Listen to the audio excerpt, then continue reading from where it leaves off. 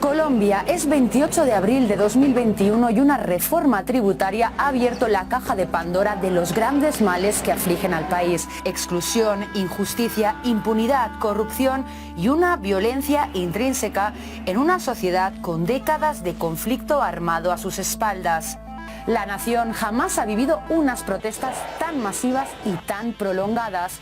El balance, decenas de muertos, un diálogo y unas marchas por ahora en suspenso y muchas promesas por cumplir.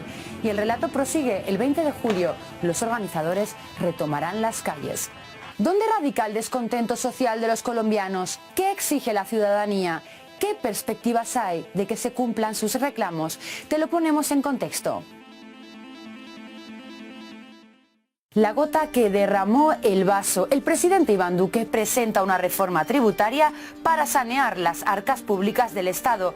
Para ello pretende gravar con un 19% la canasta familiar y servicios básicos como el agua o la electricidad. Esto en un momento en el que la crisis económica derivada de la pandemia ha disparado la pobreza a niveles de hace una década, alcanzando al 42% de la población. Ha dejado a un tercio de los jóvenes en el desempleo, mientras las grandes fortunas disfrutan de jugosas exenciones fiscales. Ocurre en Colombia, el segundo país más desigual de la región. Pero la reforma tributaria no es lo único que dispara la frustración. La ciudadanía se queja de un sistema de salud deficiente ante la crisis sanitaria. Piden el cumplimiento total del acuerdo de paz que lleva ya desde su firma más de 1000 líderes sociales y 300 excombatientes asesinados. Piden también el fin de la violencia desmedida de una policía militarizada.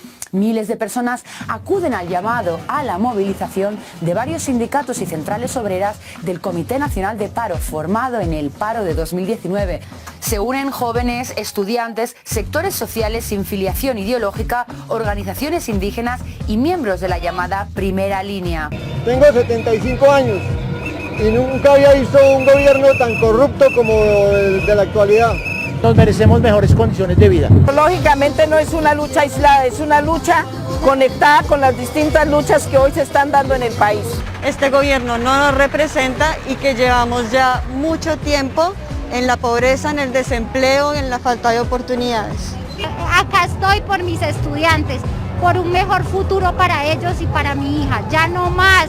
No somos invisibles para el Estado. El paro se extiende por todo el país con bloqueos y marchas mayoritariamente pacíficas, aunque también se registran actos de vandalismo, saqueos o el armamento de civiles. Cali se torna capital de la resistencia.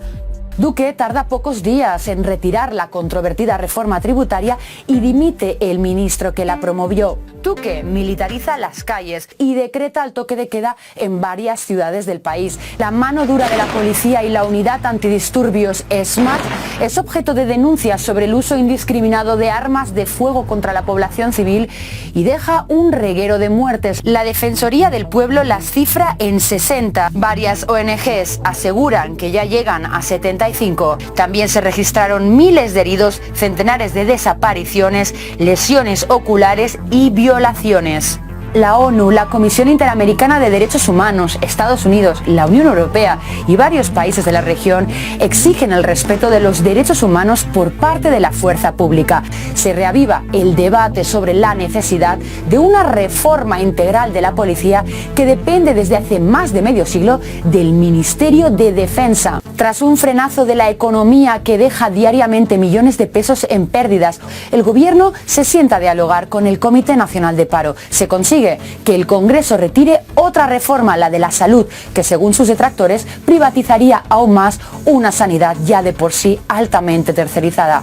Cae también la ministra de Exteriores y hasta ahí podemos leer. El 6 de junio el comité se retira de los diálogos ante la falta de compromiso gubernamental para garantizar el respeto a la protesta pacífica. Y una semana después levanta el paro nacional. Protestas independientes prosiguen hasta el día de hoy. Fueron varias las exigencias que quedaron en papel papel mojado, entre ellas una renta básica para las clases más desfavorecidas, matrícula cero para los universitarios, subsidios a las pymes o la derogatoria de una normativa que precariza las condiciones laborales. El comité espera llevar sus reivindicaciones el próximo 20 de julio al Congreso con un objetivo: convertirlas en ley. Según diferentes cálculos, las reformas tendrían un costo de entre 15 y 20 mil millones de dólares anuales, cifras que multiplican el recaudo previsto en la reforma tributaria retirada. ¿Son entonces las reformas realistas y financiables a corto plazo?